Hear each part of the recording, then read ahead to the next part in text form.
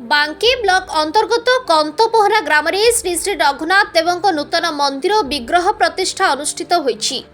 पूर्णाहुति कार्यक्रम में भगवान जेना गीतांजलि जेना कर्ता भाव में दायित्व निर्वाह करथिले। पूज्यक आचार्य पंडित राधाकांत मिश्र, आचार्य अक्षय कुमार दास, विष्णु प्रसाद सतपथी, सौम्यरंजन दास, मलय दास, स्मृतिशेष दास, सौम्यरंजन दास, मुख्य पूजक प्रमोद दास प्रमुख योगदान करी होम यज्ञ और पूजार्चना करथिले। सूचना योग्य जे 80 वर्ष तले ओडका रघुनाथ देवଙ୍କ पीठर ए ग्राम को जड़े भक्त रघुनाथ को आनी एक टुंगी घरे स्थापन करी पूजार्चना करथिले। कार्यक्रम में कटक सांसद भर्तृहरि महताब मुख्य अतिथि भावे जोग देइतिबा बेले सम्मानीय अतिथि भावे बीजेपी विधायक प्रार्थी तुषारकांत चक्रवर्ती, आठगड़ विधायक प्रार्थी अभय कुमार बारिक, राज्य कृषक मोर्चा सभापति शुभ्रांशु मोहन पाढ़ी, जिला सभापति रामनारायण महांती, सांसद प्रतिनिधि जयंत कुमार बेउरा, सरोज कुमार मतगोद सिंह, जिला संपादिका अनिता मिश्र, श्री रामचंद्र राउत प्रमुख बहु अतिथि योगदान करथिले। आज कंथपोहरा ग्राम प्रभु श्री रघुनाथ जी पवित्र विग्रह स्थापन होती मंदिर आज प्रतिष्ठा होती। ग्रामवासी मान तरफ प्रचुर उत्साह सह एक कार्यक्रम आज अनुष्ठित होती। मुझे जोगदेवा निजक भाग्यवान मन कर शुणिली गत वर्ष पवित्र अक्षय तृतीय शुभ कार्य आरंभ होता एवं एथर अक्षय तृतीय समापन होती। ये प्रभु आशीर्वाद बिना गोटे वर्ष भितर एत विशाल मंदिर एवं विग्रह आनी स्थापन करने सहज साध्य व्यापार नुहे। ये गाँ प्रति प्रभु श्री रघुनाथ आशीर्वाद अच्छी आगामी दिन में रहू यह मुझे प्रार्थना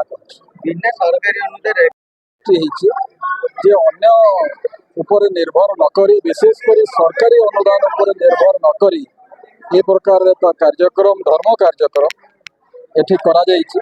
यह अन्य मानक पई एक उदाहरण मंदिर पे किसी अर्थ आवश्यकता रही कहते कौन किसी सरकारी सहायता मिलेगा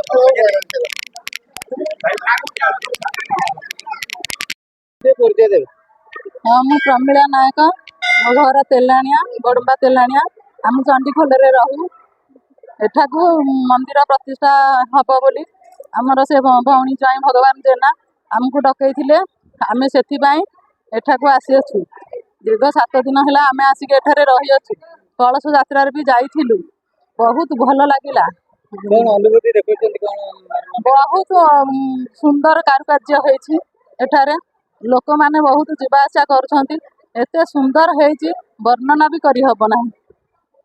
एया कहूछि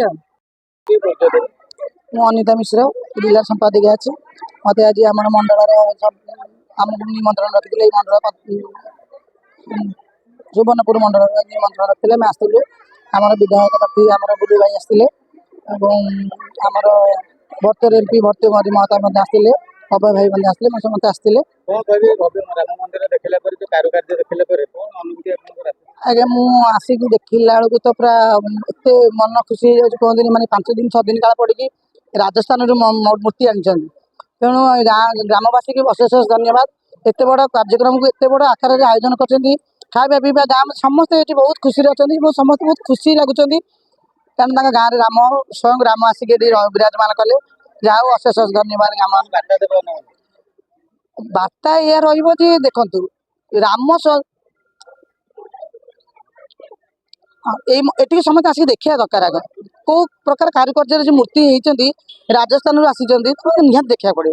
यही मंदिर को आगे आसतु समस्त दर्शन करूँ माँ राम आशीर्वाद पातु। यहाँ हूँ मोर बार्ता। मु विजय कुमार साहू, घर कंतपोहरा रामलिया साही एवं मु कंतपोहरा ग्रामर बासिंदा। राम मंदिर निर्माण जहाँ बहु चेष्टा फले आम आज राम मंदिर प्रतिष्ठा करूँ एवं 30/4/2025 आमर शुभ पड़ा एवं 21/4/2026 आमर प्रतिष्ठा आरंभ होता। अशेष अशेष अशेष अशेष धन्यवाद देवी आमर ग्रामर कमिटी मेंबर एवं आमर ग्रामर समस्त भाई भौणी मानू समस्ते समस्त साहाय्य सहयोग एवं पूरा कंतपहरा एमती कि धन्यवाद देले अत्युक्ति हम नहीं जे कि कंतपहरार एते मनोभाव राम मंदिर प्रति एते राम भक्त प्रति एते अतुट बंधन जे कि आज एभली सफल हो पारी ए राम मंदिर बहु कष्ट एवं आउ ताठू अधिक धन्यवाद देवी आमर जड़े समाजसेवी युव समाजसेवी श्रीयुक्त भगवान जेना से बहु जड़े भल समाजसेवी से तांको सफल रे आज ये राम मंदिर चेष्टा हो पारी एवं समस्त बहु आज जेतिकी हेची एवं आजिर प्रतिष्ठा रे जेतिकी हेची समस्ते किंतु लागी पड़ी समस्ते जेमिति कि माने गुंडीची मूषा गोटे गुंडीची मूषा धूली झाड़ी हेई गोली गड़ी जे कि सेतु बंधरे नेकी ढाली दउथला से भली बहुत चेष्टा फल रे सेतु बस्त हेइथला आज से भली बहुत चेष्टा फल रे आमे राम मंदिर प्रतिष्ठा करि परिछु जेहेतु तेणुकर अशेष धन्यवाद देवी। जय श्री राम। जय श्री राम। भगवान जेना बाकी ब्लॉक कंतपहरा ग्राम पंचायत।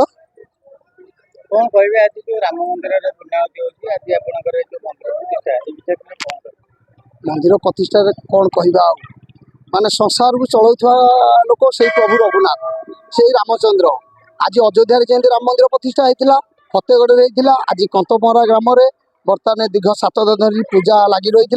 आज उद्यापन दिवस ये उद्यापन दिवस रे कंतपहरा ग्राम उल्लासित होई हस हस मुखर होई सबू कंतपहरा ग्रामर मौसा माउसी और भाई भौणी मानक मनरे हसर उल्लास खेली जाइए जेमिति कि प्रभु श्रीराम आज आम कंतपहरा ग्राम उभा पता पाई आमर जो रघुनाथ मंदिर थिला सेटा आमर 1952 मसीहार मंदिर से जो पितल मूर्ति आमर पूजा पाउथिले सेटा आमर नयागढ़ आमर जेजे बाबा मैंने आनी तेणु ठाकुर आज्ञा है से मंदिर 30/4/2025 शुभ दिया अक्षय तृतीया बर्तमान से 20/4/2026 मंदिर प्रतिष्ठा है दीर्घ 10 मास 18 दिन मंदिर पूरा है तेणु प्रभु आज्ञा ना मंदिर काम करने संभव नुहे। गोटे वर्ष भितर केते कष्ट रे मंदिर एते केमती संपूर्ण है संपन्न होइछि आम कंतपहरा ग्रामर भाई भौणी मौसा माउसी मानकर बहु सहयोग